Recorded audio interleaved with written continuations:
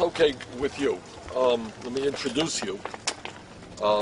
Everybody knows Congressman Raul Grijalva. This is Sheriff Estrada. Welcome.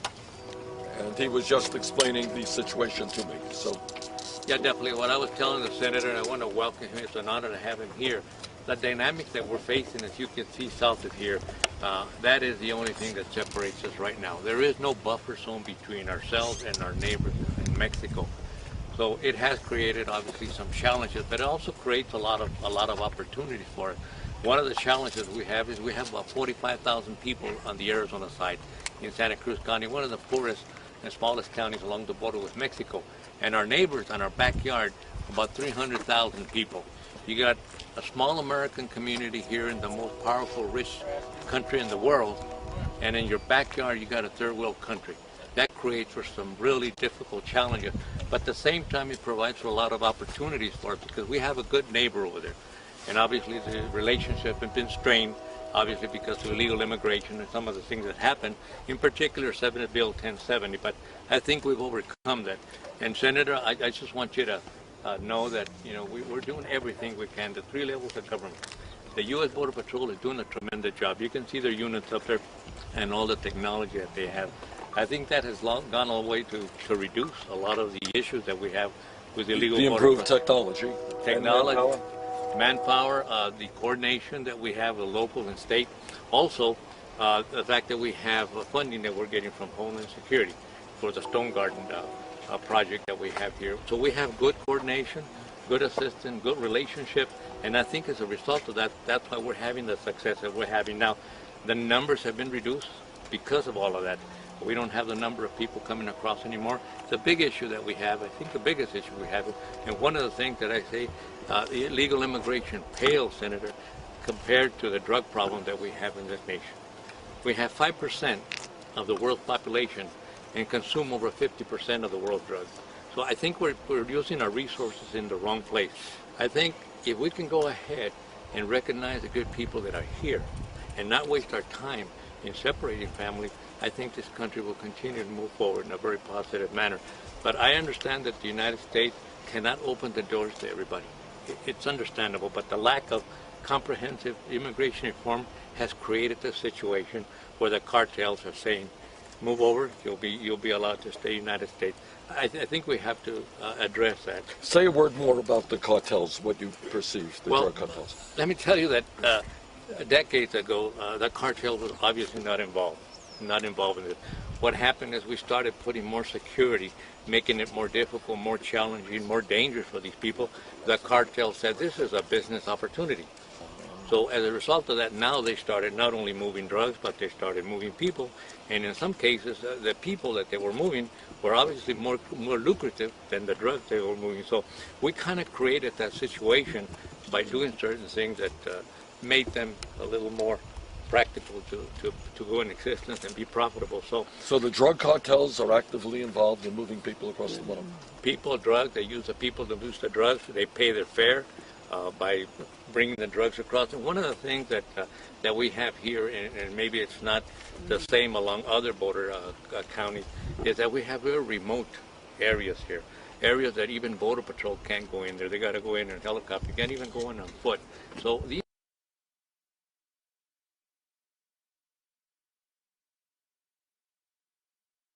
being assaulted, women that are being violated.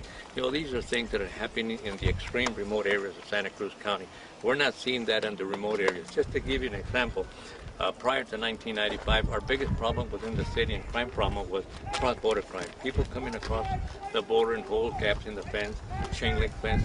50% or more than 50% of the people that we had in the city and county jail were Mexican nationals, both legal and illegal, mostly committing property crimes. Okay, that was the biggest problem that we had. About 1995, when they started setting the walls, started setting more patrol, more technology, that cross-border crime almost eliminated. From 50-60% of our jail population, we're down to maybe 5%. So the security is here. The security is here, but there are areas which are very vulnerable. Good. Okay, Mike? Yep, ready to go for a ride. Okay, great. Okay, Sheriff, you're going to come with us, I think? Yes. Okay, thank you. Hello, how are you? Nos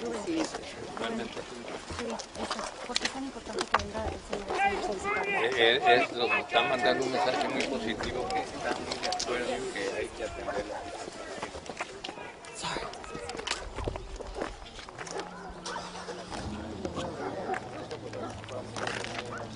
Hey, you guys tried to shut me up, Bernie!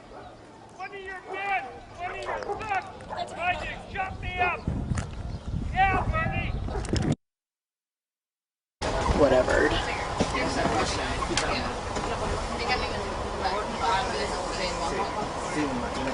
Sure. Is this the press conference?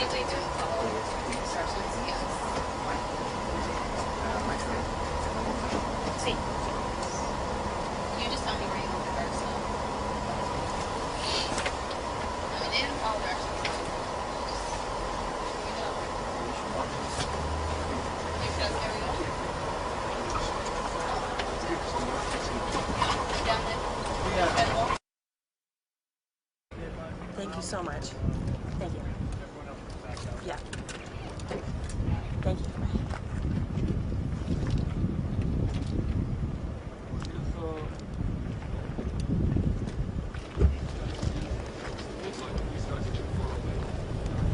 Hello? In just please.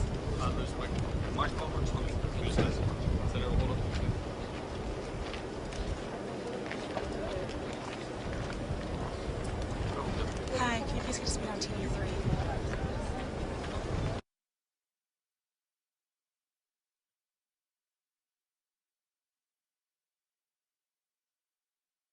Do we get right in? Are you speaking? Okay, great. We're about to start right now. Thanks. Well, he's not.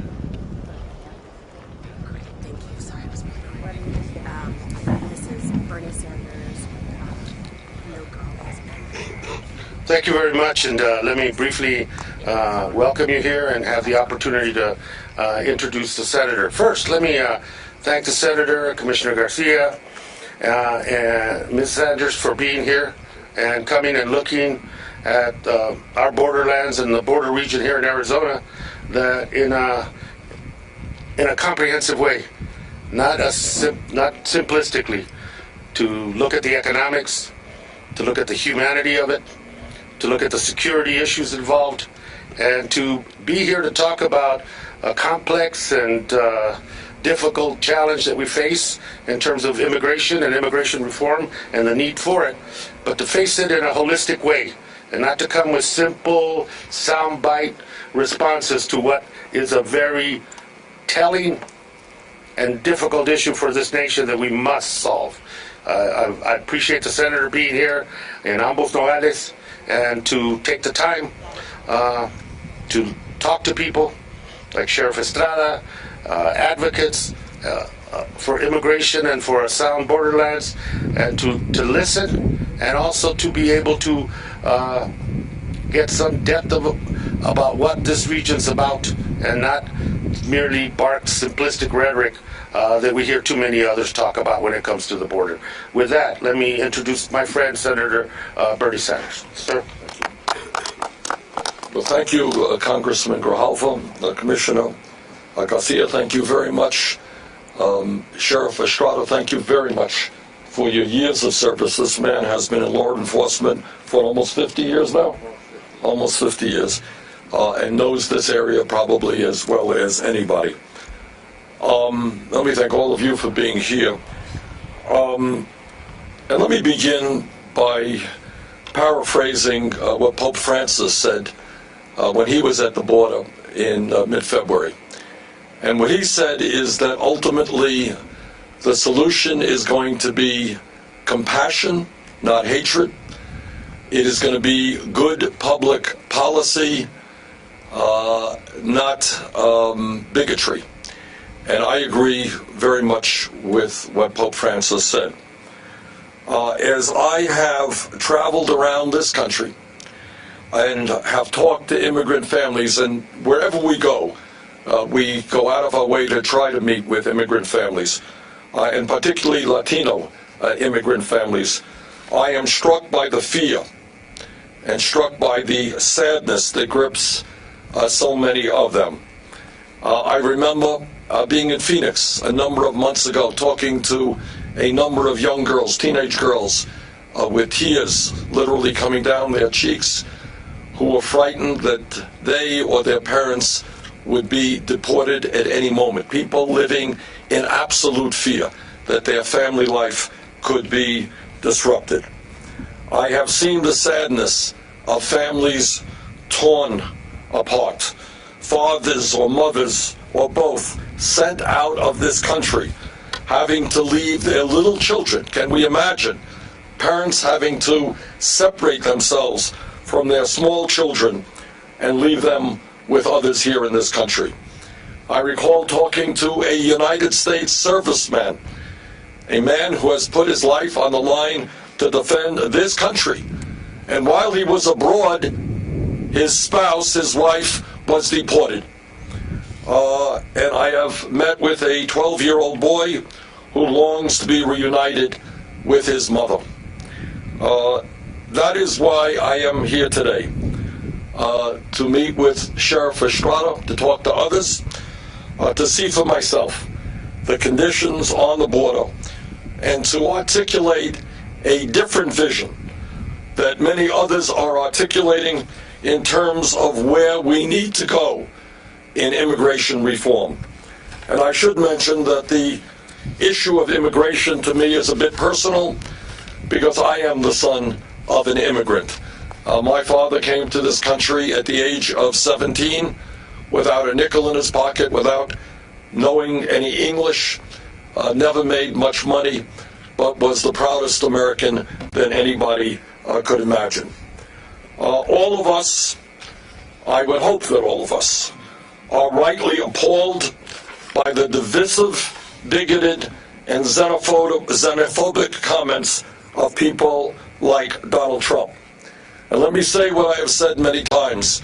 People can disagree in this country about anything, including immigration reform. But bigotry and racism and xenophobia and attacks against people in a very personal way is not what this country is supposed to be about. And I will do everything I can to oppose that kind of language and those kinds of actions. Trump's labeling of Mexicans as rapists and criminals repulses all Americans of goodwill. Mexico is our neighbor. They are one of the countries in the world in which we have extremely important relations with. To insult an entire nation is not befitting of anybody, let alone a candidate for President of the United States. Our job, as always, is to bring people together, not drive them apart. Here in Arizona, we have people like Sheriff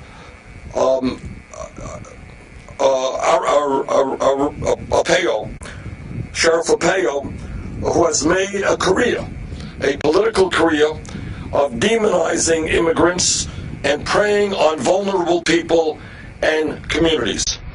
His racial profiling, his inhumane jails that should not exist in this country, that are a disgrace to humanity. In this country, we do not treat people in that dehumanizing way. That has got to come to an end. His vision for America could not be further apart than mine and a Department of Justice under President Bernie Sanders would use all of its resources to put an end to the abusive practices of people like Sheriff Arpaio.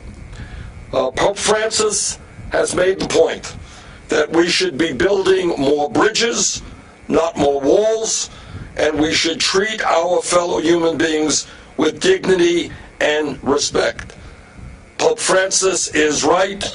Donald Trump and Sheriff Arpaio are wrong. The so-called immigration problem we face today, at this particular moment, is a trumped-up and exaggerated problem. The Pew Center, for example, has found that net migration from Mexico is negative.